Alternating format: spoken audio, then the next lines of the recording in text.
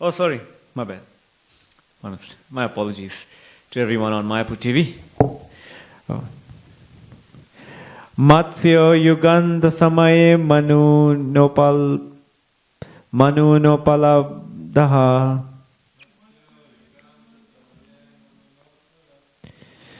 Shoni Mayo Nikila Jivanika Yaketaha Vishram Shitanurubaye Salile Mukhanme Adaya Tatra Vijahara Haveda Margan Matsyo Yugantam Samaye Manunopalabdaha Shoni Mayo Nikila Jivanika Yaketaha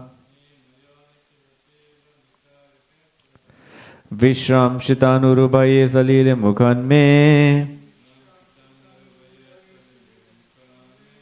Adaya Tatra Vijahara Haveda Margan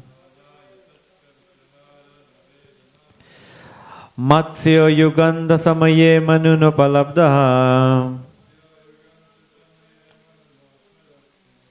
Shoni Mayo Nikila Jiva Nikaya Ketaha Vishram Shitanurubaye Salile Mukhanme Adaya Tatra Vijahara Haveda Margan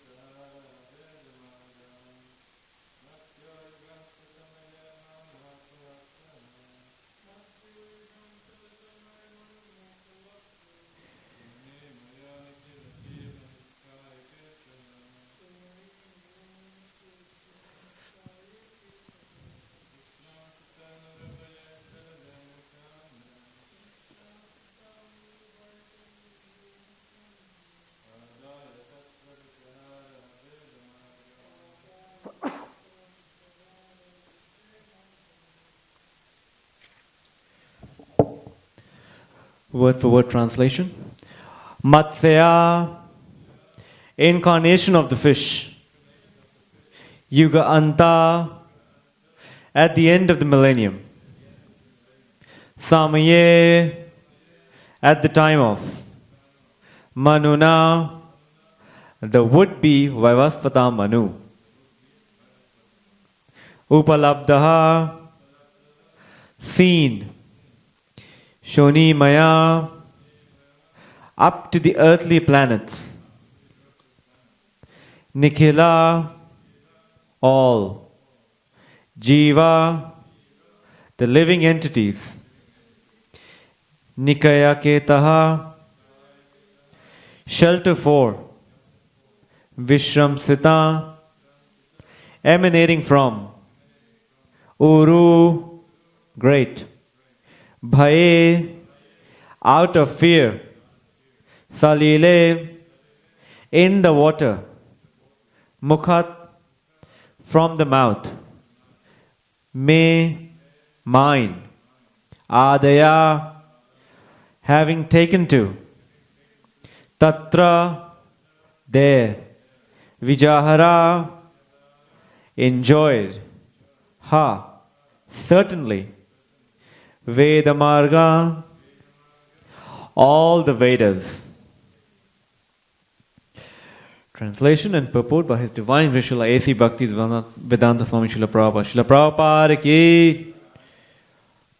At the end of the millennium, the would-be Vaivasvata Manu of the name Satyavrata would see that the Lord in the fish incarnation is the shelter of all living is the shelter of all kinds of living entities, up to those in the earthly planets.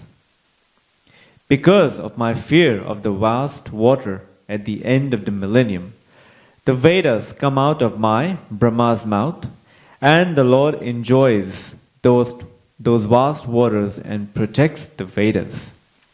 Purport. During one day of Brahma, there are 14 Manus, and at the end of each Manu, there is devastation up to the earthly planets. And the vast water is fearful even to Brahma. So, in the beginning of the would-be Vaivasvata Manu, such devastation would be seen by him. There would be many other incidents also, such as the killing of the famous Shankashura. This foretelling is by the past experience of Brahmaji, who knew that in that fearful, devastating scene, the Vedas would come out of his mouth, but the Lord in his fish incarnation not only would save all the living entities, namely the demigods, animals, men, and great sages, but would also save the Vedas.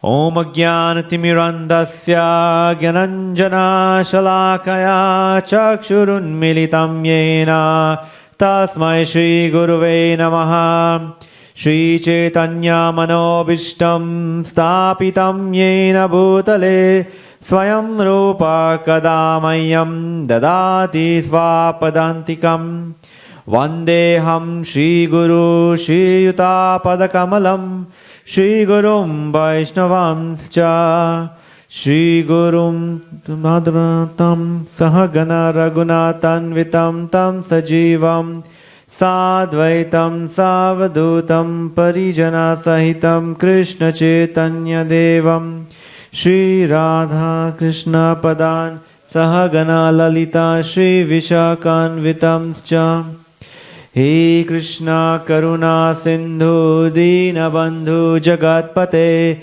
Gopesha Gopika Kanta Radha Kanta Namostute Tapta Kanchana Gaurangi Radhe Vrindavaneshwari Vrishabhanu Shute Devi Pranamami Hari Priye Vancha Kalpatirubhascha Kripa Sindhu Bhaivacha Patitanam Pavanebhyo Vaishnavebhyo Namo Namaha Jai Shri Krishna Chaitanya Prabhu Nityananda Shri Advaita Gadadhara Shri Vasadi Gaura Bhakta Vrinda Hare Krishna Krishna Krishna Hare Hare Hare Rama Rama Rama Hare Hare Hare Krishna Krishna Krishna Hare Hare Hare Rama Rama Rama Hare Hare Hare Krishna Krishna Krishna Hare Hare Hare Rama Rama Rama Hare Hare.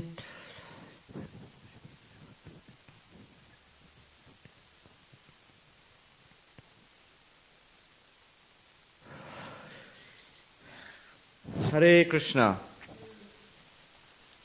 So I'll read the translation again. At the end of the millennium, there would be Vaivasvata Manu of the name Satyavrata would see that the Lord in the fish incarnation is the shelter of all kinds of living entities, up to those in the earthly planets. Because of my fear of the vast water at the end of the millennium, the Vedas come out of my Brahma's mouth, and the Lord enjoys those vast waters and protects the Vedas. So do you all see something here that's a bit out of the ordinary? I mean, obviously every word in the Bhagavatam is out of the ordinary, but something here in the translation that is quite strikingly clear.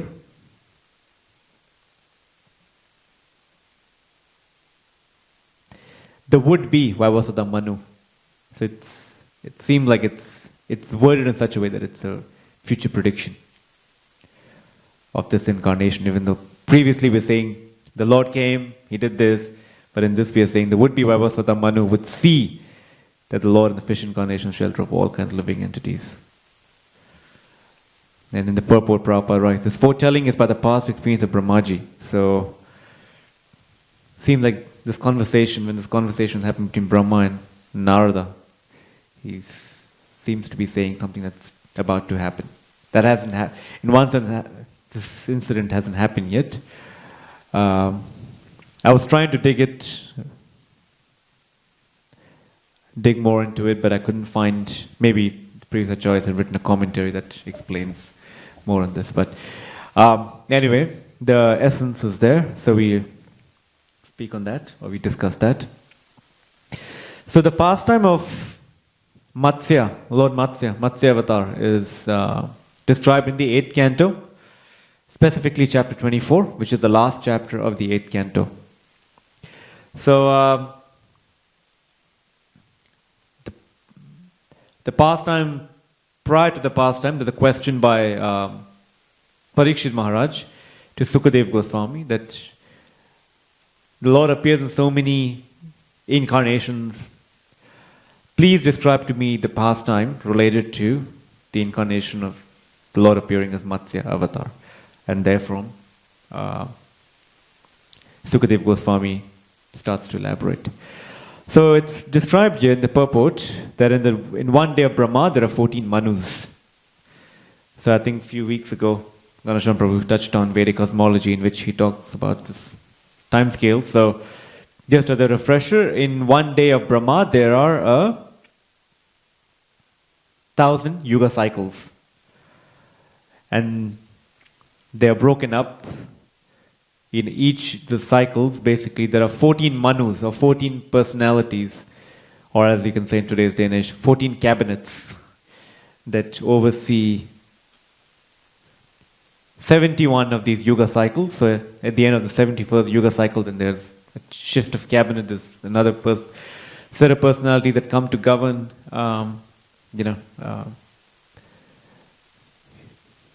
the system or the reign that's basically established by the Lord.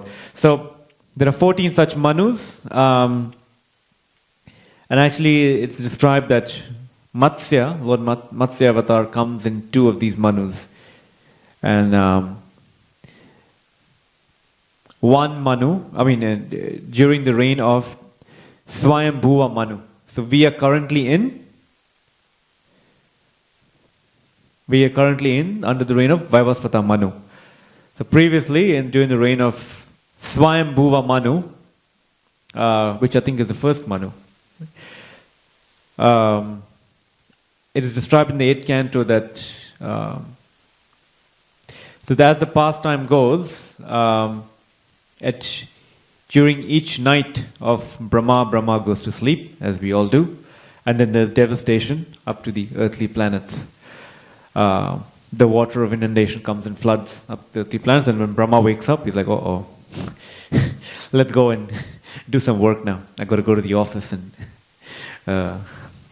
clear up my work from yesterday and then start. So it happened that at the end of the night of Brahma, during the reign of Swayambhuva Manu, one of the nights of Brahma, there was inundation up to the earthly planets, and as Brahma is going to sleep, there is Vedas that's coming out of his mouth. And as it comes out of his mouth, there's a demon called Hayagriva who comes and steals the Vedas. Obviously, each time there is such an incident, the Lord comes out of his own sweet will. Paritrana sadhunam vinashaya dushkritanam dharma samsthapanarthaya sambhavami yuge yuge. So it is said that because the whole, there was this water of inundation, so the avatar that the Lord takes is one that can swim in the waters, which is a fish. So he took the form of a fish, which is Matsya Avatar, and he killed the demon, and he restored the Vedas back to Lord Brahma.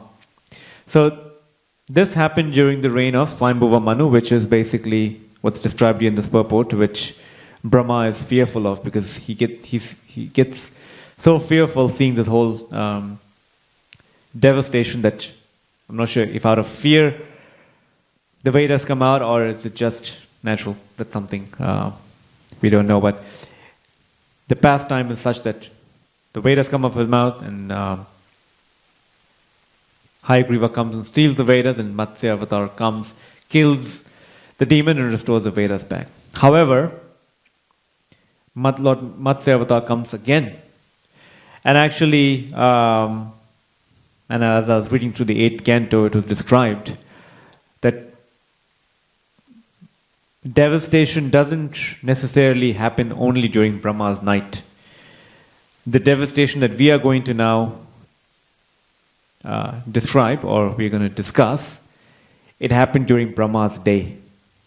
In the 8th canto it is described that, and this happened during the reign of Chakshusha Manu. During the day of Chakshusha Manu, it is said that Brahma just felt slightly sleepy. As that happens during the day, we tend to just want to take a slight nap because we've had an early morning. We wake up early in the morning, and during the day we just want to take a short nap after lunch just to energize our battery. So anyway, it happens so that Brahma wants to take a nap, and as he does whenever he takes a nap, there's devastation. So it was all arranged by the Lord's sweet will that Brahma takes a nap. So as he takes a nap, as he's about to take a nap, during the reign of Chakshusha Manu, there was a very pious king by the name of Satyavrata. And this king was pious, righteous, and by the dint of his austerities had pleased everyone. So he was offering austerities at the bank of river Kritamala. Obviously, it hasn't been explicitly described, but I'm assuming this is on the earthly planet. So he was offering austerities, he was offering water on the bank of Kritamala river. And it just happened to be at that very moment that a fish appeared to his sight, and the fish started to speak. My dear king, you are the shelter of, living entities on this planet. You've looked after the citizens so nicely. Please give me shelter too, because I am harassed by the other aquatics in this ocean, in this lake here. So please give me protection. If you keep me here, then I will be subject to harassment, and eventually, who knows. So the king felt compassionate upon the fish, and he basically took the fish out of his compassion, not realizing what's yet to take place. He takes the fish, brings it home, puts it in a little jug, and offers whatever food stuff that he could offer. And it is described. It's nicely described in the purport that unknowingly King Satyavrata basically engaged in devotional service, not knowing that later on, as we'll see, that this fish turns out to be none other than the Lord himself, Lord Matsya. So there's a nice principle that's been described, which is of agyata sukriti, unknowingly performing devotional service. And this has been so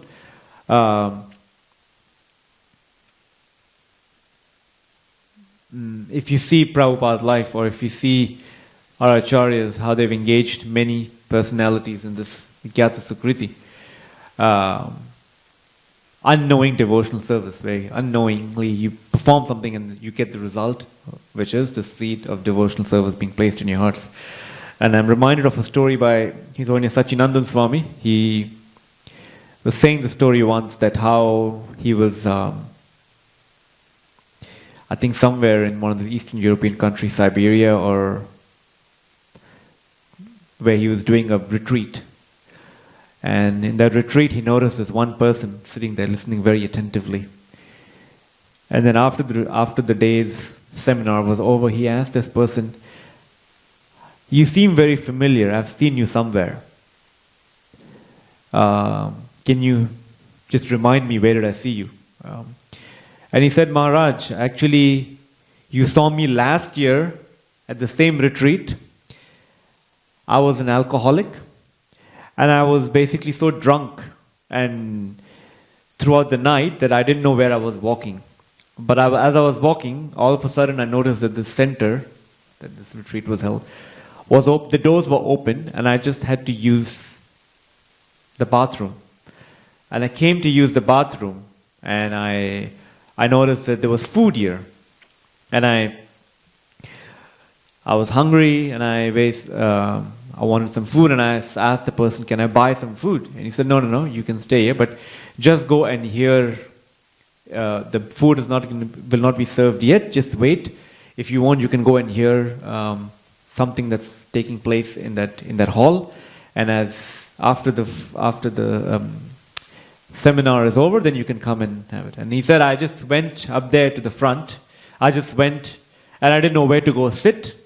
So I came and sat right in the front. And I was so drunk that I had my shawl on top of me, and that I just passed out right there. In front of everyone. I was just laying. I'm the only person laying down there, and the devotees wanted to take me out, but you kindly motioned, said it's okay, let him just be there. And unknowingly or knowingly, whatever you spoke through the Bhagavatam just entered into my ear.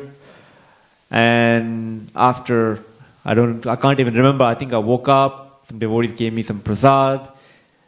And obviously, much happened in that year. But here I am. And Maharaj was just amazed to see the transformation that, just by hearing the Bhagavatam, even though what would seem to be in an unfavorable state where he was just drunk and asleep, that this benefited him so much. So, obviously, that's what we call Lagyata Sukriti, unknowingly performing devotional service and the effects that, or the result that it can award one. So, this king, Satyavrata, basically placed the fish in the jug, and overnight the fish just grew, and he said, "I need a bigger place." So he took the fish, placed it in the well. In another few hours, the fish just outgrew the well. He took the fish into the lake that was being housed in the vicinity of the king's palace. Again, the fish grew. And then he took the fish to the river. Again, the fish outgrew it. And then the king was just puzzled, and the fish said, okay. And he took the fish to the ocean. And soon the fish expanded beyond the size of the ocean. And then the king Satyavrata realized that this is none other than the Supreme Personality of Godhead, Hari. And he just paid his obeisances, and the fish and Lord Matsya told him that actually in 7 days, the 7th day from now, the entire Bhu, Bhuva, Swaha planets will be inundated by the water of inundation. I will come to you. There will be a boat that will be sent to you. All you need to do is to collect all herbs, seeds. I can't remember. Was it? Herbs, seeds accompanied, and please take along with you the 7 rishis and board this boat, and in a matter of time, I will appear as a fish, in the form of a fish, Matsya. You tie the boat to my horn through the agency of Vasuki. The rope that will be used to tie the two would be Vasuki. So, and because of your austerities and because of your dedication, I will enlighten you with transcendental knowledge. So right after that, the fish disappears from the king's sight, and then the king starts to meditate for the next 7 days on the foretelling that's about to take place. So he meditates, and exactly on the 7th day, it is described that yes, there was rain. There was this massive rain, and slowly all the lower planets start getting submerged in this water of inundation. It comes up to the Bhuva, Swaha planets, up to the planet where King Satyavrata is. And then King Satyavrata does what he's been instructed to. He takes all the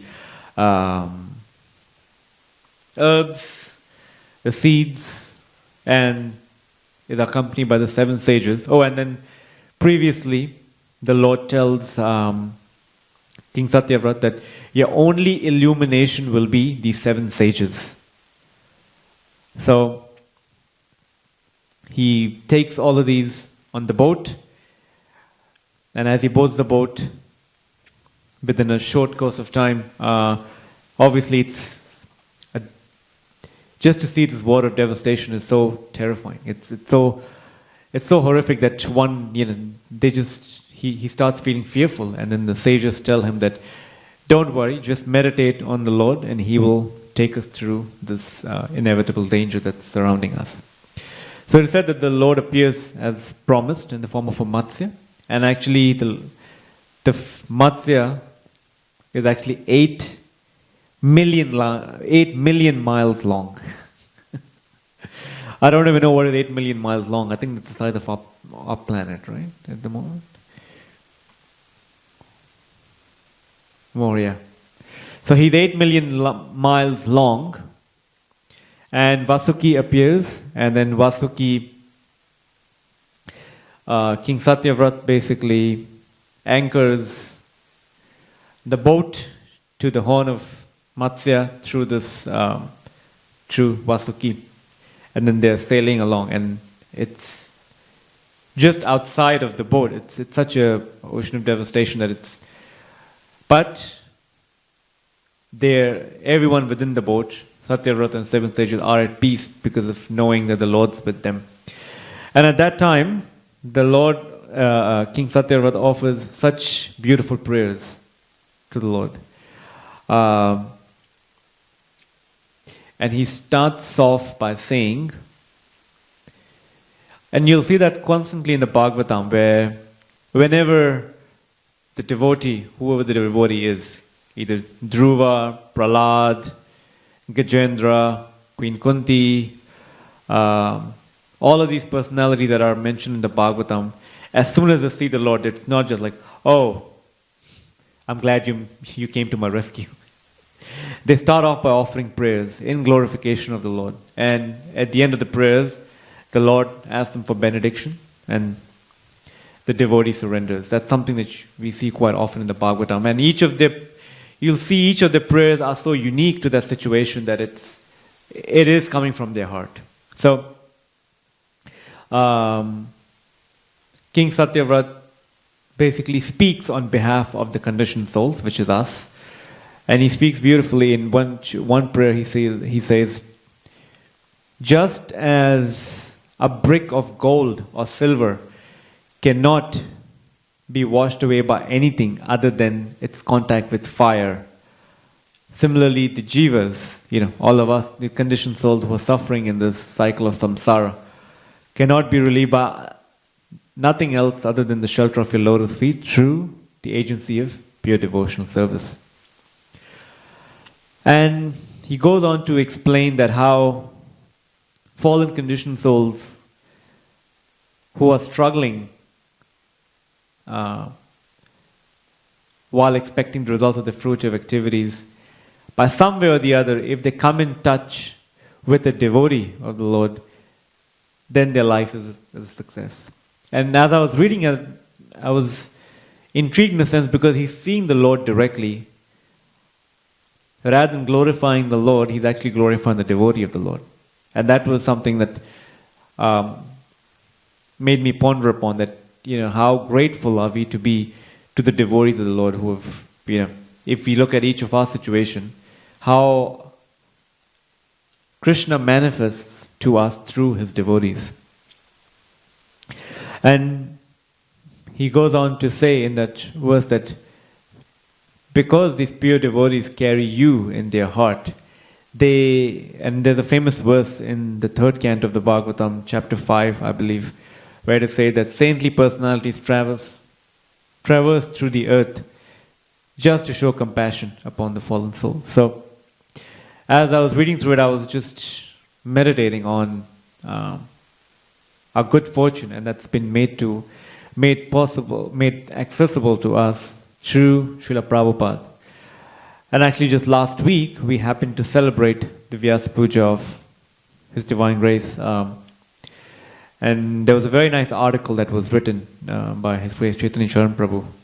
And the article was titled, He Came, He Gave, He Conquered, which was a snippet taken out of Julius Caesar, where it says that He came, He saw, He conquered. But Srila Prabhupada, He came, He gave, He conquered. So,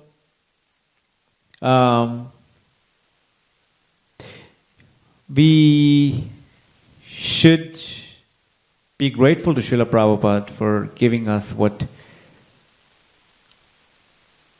has made our lives meaningful today. And actually, in that article that I was reading, Chaitanya described that how Prabhupada actually exhibited the,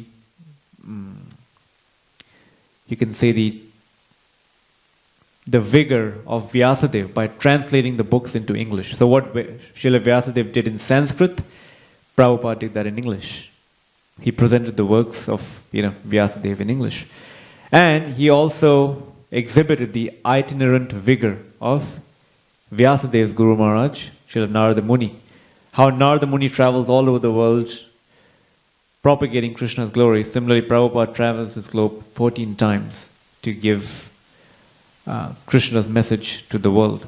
And he was saying how it's so significant that Prabhupada took birth just the day after Janmashtami.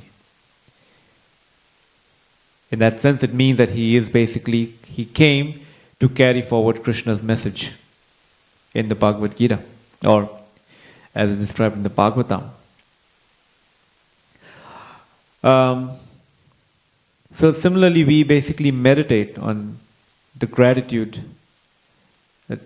we should meditate on the quality of gratitude that we should cultivate in our hearts for Srila Prabhupada. And if you see all over,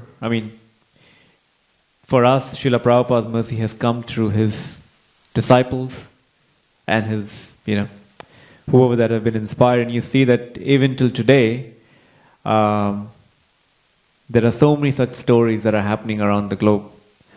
That are, people are coming in touch with Srila Prabhupada's books, or his kirtans, or through devotees, through his prasadam, and so many wonderful things are happening. In fact, I was reading that same article.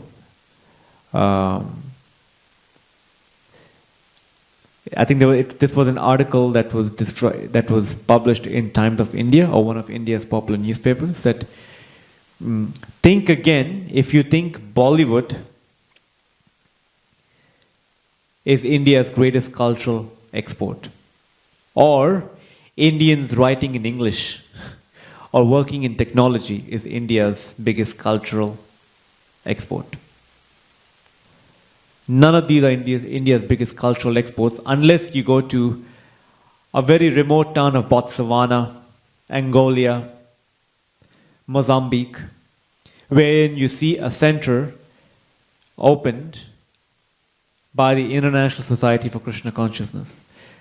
That is India's true cultural export, where this culture has gone, or this Bhagavad Dharma has gone from shores of India all the way to countries that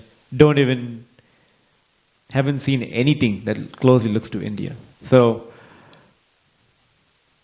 for us, it's our responsibility, and it's